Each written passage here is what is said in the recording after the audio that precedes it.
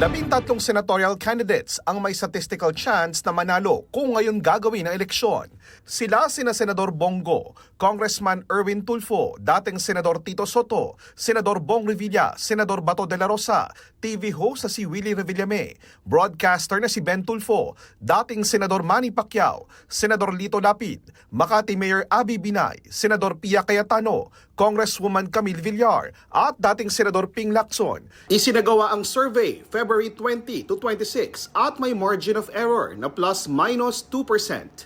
Sa face-to-face survey, tinanong ang 2,400 respondents kung ang eleksyon ay ginawa noong survey period, sino-sino ang iboboto nila bilang senador. Sabi ng Pulse Asia, walang nagkomisyon ng survey.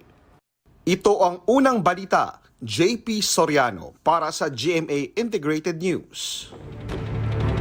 Igan, mauna ka sa mga balita, mag-subscribe na sa GMA Integrated News sa YouTube para sa iba't ibang ulat sa ating bansa.